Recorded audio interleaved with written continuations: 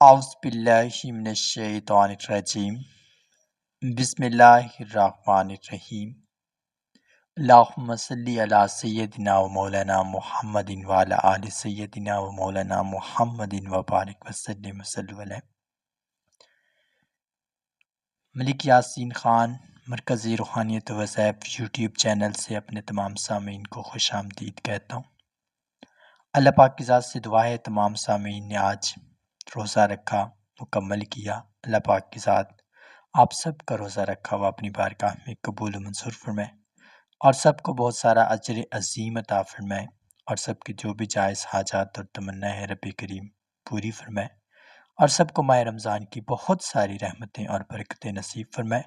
اور بہت سارے خاص انعامات اپنے خاص فضل اور اپنی خاص شفقت کے ساتھ عطا فرمائے، آمین یا رب العالمین۔ آج آپ کی خدمت میں ایک عمل پیش کیا جانے لگا ہے جس کا مطلب ہے کہ اگر آپ کی زندگی کے اندر ایک ایسا لمحہ آ جائے جس میں آپ کو بہت زیادہ الزام تراشی، بہت زیادہ ذلت و رسوائی کا سامنا کرنا پڑ رہا ہو، تو اس لمحے کے اندر سے آپ نے کیسے خود کو نکالنا ہے، تو یہ آج کا ہمارا عمل ہے۔ ہم نے اس طرح کے الزامات سے، غلطیوں کوتاہیوں سے خود کو کیسے محفوظ کرنا ہے، تو یہ ہمارا مین آج کا عمل ہے۔ دو باتیں انسان اگر اپنے ذہن میں رکھے تو اس کے اندر الزام تراشی والی فیلنگ نہ اس کے اوپر الزام لگ سکتا ہے، نہ ہی کوئی لگا سکتا ہے۔ اسی چیز کو اب ہم بیان کریں گے کہ وہ دو کون سی چیزیں ہیں جو کہ انسان اگر اپنے سامنے رکھ کے چلے تو اس کو کسی قسم کا دنیاوی خوف قائم نہیں رہتا، بلکہ وہ اللہ اور اس کے رسول کی رحمت اور ان کے کرم کے اندر ہی رہ جاتا ہے۔ اب پہلی بات جو کہ انسان بھول کر چلتا ہے وہ ہوتا ہے انسان کا ہر کام کو اپنی مرضی سے کرنا، جس میں کسی سے مشورہ لینا یا اس کام کا نفع نقصان کو سمجھنا یا اس کے اوپر غور و فکر کرنا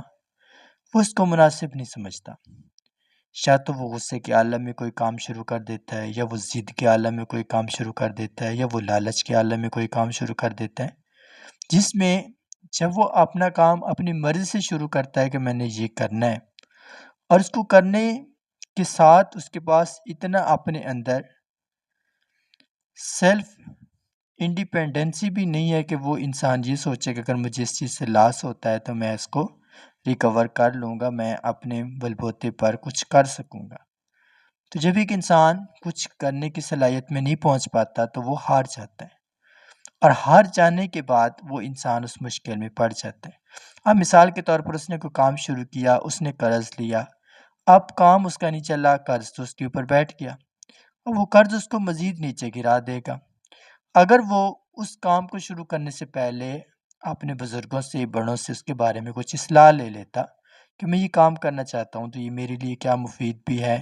چاہے نہیں، اگر میں کروں تو مجھے اس سے فائدہ کتنا ہو سکتا ہے، نقصان کتنا ہو سکتا ہے،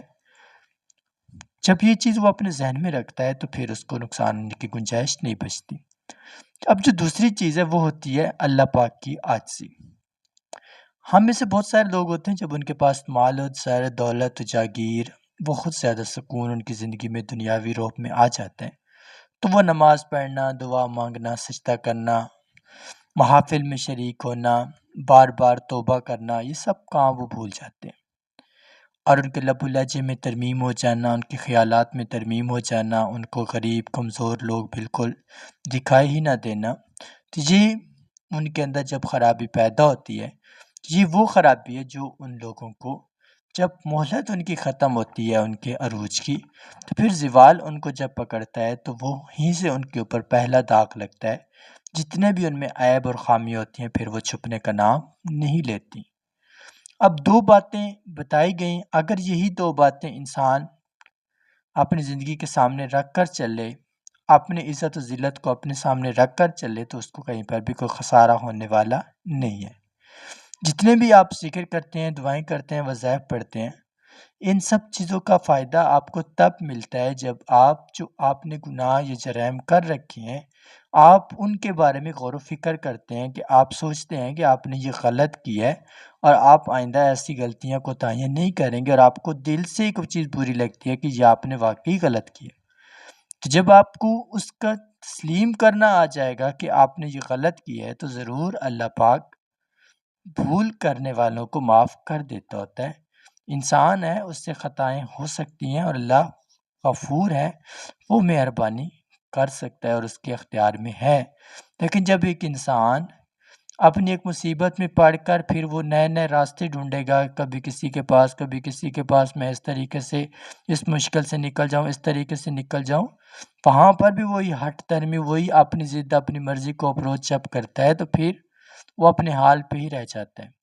اور پھر جب وقت کا زوال لگتا ہے تو اس کا سایہ بھی اس کے ساتھ کھڑا نہیں ہوتا۔ اب یہ باتیں ہم نے مکمل طور پر سمجھ لی ہیں۔ اب ہم نے اس کیس کو کس طریقے سے ٹھیک کرنا ہے، پرابلم ہو چکی ہے، اب ہم نے اس پرابلم کو کیسے ریکور کرنا ہے، تو اس کے لیے سب سے پہلا جو سٹیپ ہے وہ ہے ہمارا توبہ کا۔ توبہ ہمارا وہ واحد سٹیپ ہے جو کہ ہمیں اپنے مقصد کے اندر کامیابی دلوا سکتا ہے، اور توبہ کا سٹیپ کا بیسک مطلب آپ نے جو غلطیاں کی ہیں ان کو ڈھونڈنا ہے اور ان کو اپنے اندر سے باہر نکالنا ہے۔ کچھ لوگ توبہ کا سمپل مطلب چاہے نماز پر بیٹھ جانا، وہاں پر نفلی نماز پڑھ کے دعائیں کرنا، روتے رہنا کہ ہم سے غلطیاں ہوگی معاف ہو جائیں، وہ آپ کی معاف ہو سکتی ہیں، لیکن ان غلطیوں کی معاف ہونے کے بعد بھی آپ ان غلطیوں سے نہیں روک سکتے، کیونکہ وہ آپ کے دل پر ان کی ضرب نہیں لگتی، اور جب آپ کے دل پر ان کی فیلنگ آئیں گی کہ آپ نے کتنا غلط کیا، تو پھر آپ کو احساس ہوگا کہ آپ نے اللہ کے کتنے فرمان کی بے حرمتی کی، پھر آپ اپنے نفس سے لڑیں گے۔ جب آپ اپنے نفس سے لڑیں گے تو پھر ہی آپ کی آنے والی جو زندگی ہوگی وہ خوشحالی اور برتری کے ساتھ جڑنا شروع ہوگی۔ اب یہ بات آپ کو سمجھا دی گئی۔ اب توبہ کے لیے آپ نے 2 سٹیپ کو تو یقینی بنانا ہے اپنی روٹین لائف کے اندر۔ ایک تو آپ نے کسی غریب، یتیم، مسکین انسان کے ساتھ زیادہ اونچی آواز میں یا زیادہ ان کو سخت لب و لہجے میں کلام ان سے نہیں کرنا، اور دوسری چیز آپ نے اپنے ماں باپ، اپنے بہن بھائیوں کو ان کے حقوق و فرائض باقاعدگی کے ساتھ ادا کرنے ہیں۔ اب یہ 2 چیزیں آپ نے کرنی ہیں جو کہ آپ کو اس قسم کے زوال اور سختی سے باہر نکالنے میں اہم کردار ادا کر سکتی ہیں۔ اب اگر ہم پہلی غلطی بھی سمجھا دی گئی، اسی طریقے سے اب ہم اس عمل کی بات کر لیتے ہیں کہ ہم نے عمل کس طریقے سے کرنا ہے جو کہ ہمیں اس طرح کے مسائل سے باہر نکال سکے۔ تو عمل کا طریقہ کچھ اس طرح ہے کہ آپ نے ہر روزانہ نماز